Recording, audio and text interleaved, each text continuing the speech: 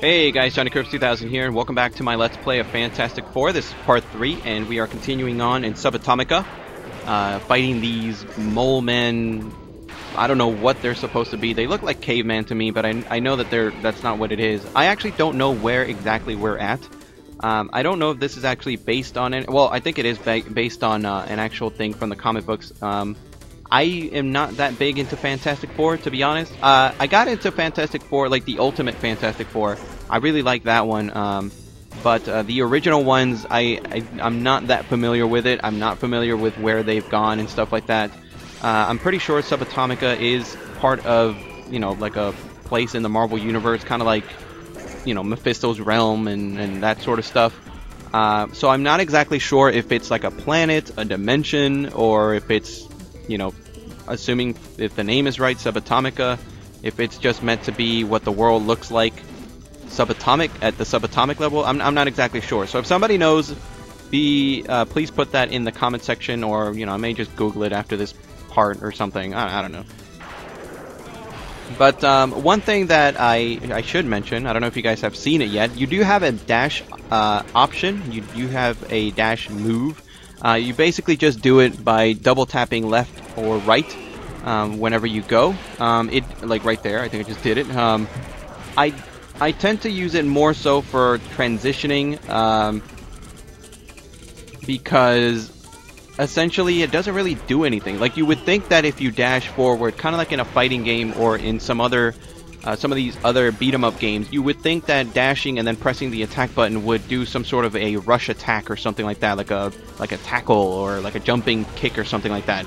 In this game, you don't really do anything. Like, you just dash forward and you're set. Like, you're stuck in your little dash animation, and you can't do anything until you're finished. So a lot of times you put yourself in danger, and most of the time actually I actually end up doing it by accident, just because I'm so used to kind of double tapping to run or to dash and then expecting that, you know, I'm gonna be able to do a move while rushing. But no, you don't really do anything. You just you dash forward and you're stuck in that animation until it's finished, but then you also leave yourself open to attack because you're not attacking and you're not defending either. You're kind of just, you know, you're kind of just going forward.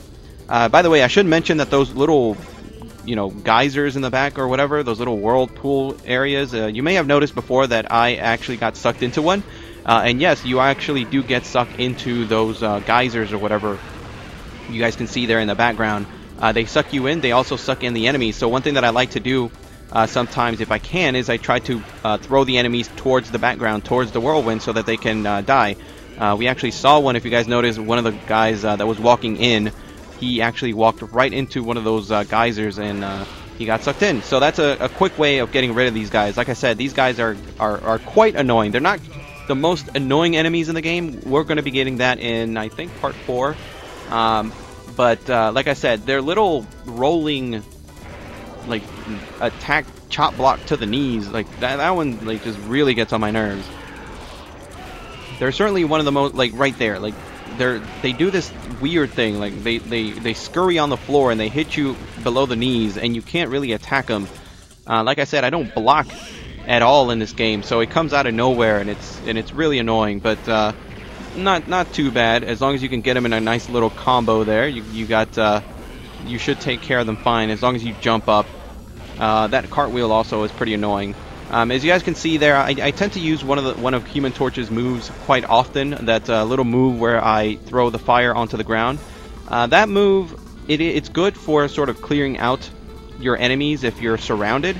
It's not so good for doing damage. I don't know what the damage output is for any of these attacks.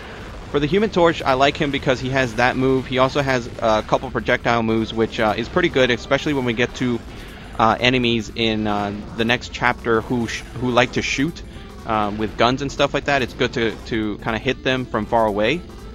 The little move that I do where I set the ground at my feet on fire is more used for, like, clearing out people when they're surrounding you. But because whenever you use that, they instantly fall to the floor.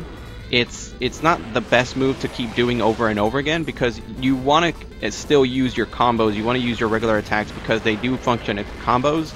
The special moves in this game more so amount to moves that you do every now and then to sort of help you in sticky situations. They're not necessarily used to lower, to do efficient, fast, really high damage dealing moves.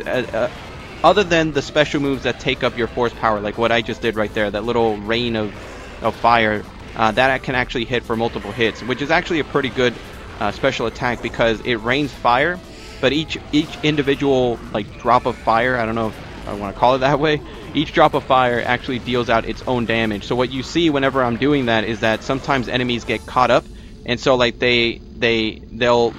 get hit, but then they'll keep going up because they keep getting hit by the next one that drops in, which is pretty cool.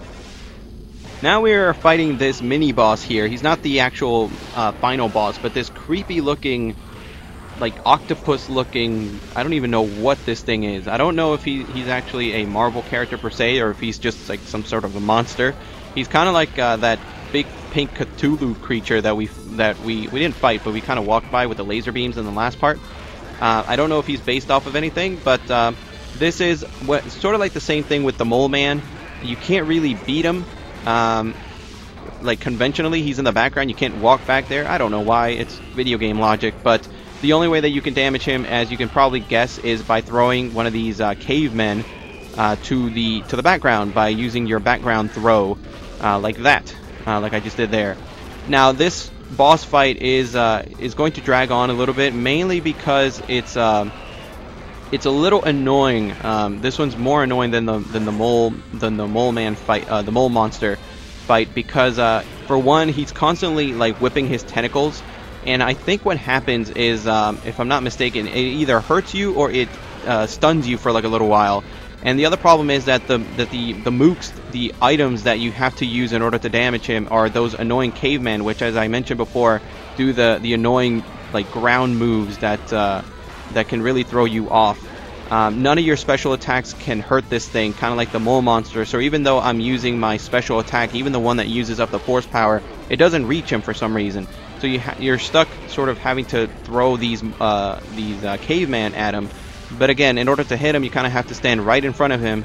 And not only do you have to have a caveman right in front of him, you also have to have it so that they're not the caveman isn't attacking you, so that they let you throw them towards him. And you also have to be in a position where the monster, the octopus monster, whatever the hell he is, isn't attacking you at the same time. So it's a little bit tricky. It can be a little bit tricky. It's one of the more annoying mini bosses in this game, more annoying than the mole monster for sure. But after a while, you take care of him. He's kind of just chilling in the background there. He's just dying. And after that, you just have to kill the remaining cavemen, which up until this point just spawn infinitely. But once the octopus monster is down, they kind of just stop coming. Again, video game logic. They only appear because you need them to appear. And then we come to this section, which is just another little small room filled with mooks, caveman mooks. I think once we take care of them, the next room is going to be the boss encounter. And yeah, so this is Subatomica.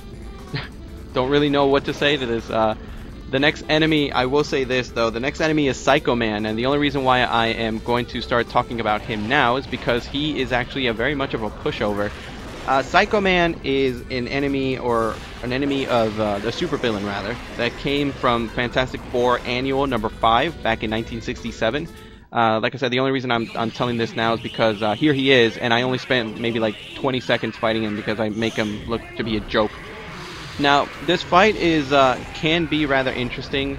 This is one of those cases where I think as long as you just continuously pummel this guy, he can never do anything to you. In fact, that's the case with me in this entire fight. His life is already way down. He does have this one move where he can shrink you, which looks kind of cool, but other than that, he's just like a regular move. There we go, we beat him. Anyway, Chapter 3, The Last Days of the Skrull Homeworld. The Fantastic Four Strange Journey continues as they're beamed to the Skrull world just as I didn't get it. But anyway, we are on the Skrull world. We are meeting the Skrulls. And the Skrulls are a very iconic Fantastic Four enemy. They are a race of aliens from obviously the homeworld of the Skrull homeworld. And a little bit of information here. If you guys have seen the recent Guardians of the Galaxy, you see the Kree. The Skrulls, in the comics at least, are in a constant war with the Kree. I don't know why I meant to say that, but you know, that's some fun little trivia. Now this chapter with the kind of hard to say. The Skrull homeworld. It's kind of like a tongue twister there. The Skrull homeworld has possibly my favorite theme song from this game. There are two versions of it, and both of them are freaking fantastic. I love the music in this stage. In fact, I made it an effort to put it as part of my my jukebox playlist on my channel. So if you want to hear the theme song from this stage, you can go ahead to my channel and go into my jukebox playlist, where I like to put some of my favorite video game music, and you can listen for it yourself without having to hear my annoying loud commentary over this. But anyway, this is the point of the game where we are introduced to enemies that like to shoot laser beams at you, and it's really annoying. We're also introduced to this enemy here, this big giant purple enemy that does this one very annoying move where he likes to jump up and and slams down on the floor, and wherever you're at, as long as you're touching the floor, you get hurt. It's kind of like the mini boss fight, the bonus boss fight with the Incredible Hulk, where he stomped on the ground, and as long as you were standing on the ground, as long as your feet were still on the ground, you got hit. So that's what they do. They're annoying. I like to take them out first. As long as you're jumping, obviously, as long as your feet aren't on the ground, you should be fine. But they like to come in groups. So sometimes one of them will jump, you'll jump with them. You'll miss that one, but you won't miss the next one. So it's kind of annoying. You also get some Skrulls that like to sprout out wings, and they like to shoot you from above. For those, I just like to jump up and hit them. I like to take them out first, most of the time. There's just a bunch of really strange, really annoying enemies. So you have the big brutes that, like to slam down. You have the regular Skrulls that like to shoot you, and you have the flying Skrulls that like to shoot you from the sky. Again, this is one of those examples where it's really, really awesome to have the CPUs playing alongside you, because they can sort of keep your back. As long as Skrulls aren't shooting you, they're shooting them, and that's one less thing you have to worry about, as far as I'm concerned. That's one of the reasons why I have the CPU drones on. Now, a little bit of a backstory, because I didn't get the chance to read the whole thing. We're in the Skrull homeworld. Throughout this entire thing, Galactus is he's actually invading the planet.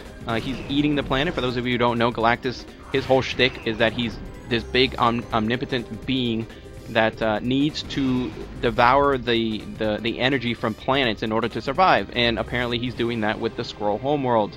A shtick that would actually be repeated again in Marvel Ultimate Alliance. So it's kind of like one of those things where it's like, oh, we need to have Galactus destroy a world, but we don't want it to happen to Earth because that would suck. Let's just have him destroy the Skrull homeworld.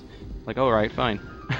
Now, this part, as long as you... Now, I'm actually messing up here because stupid Mr. Fantastic isn't coming with me.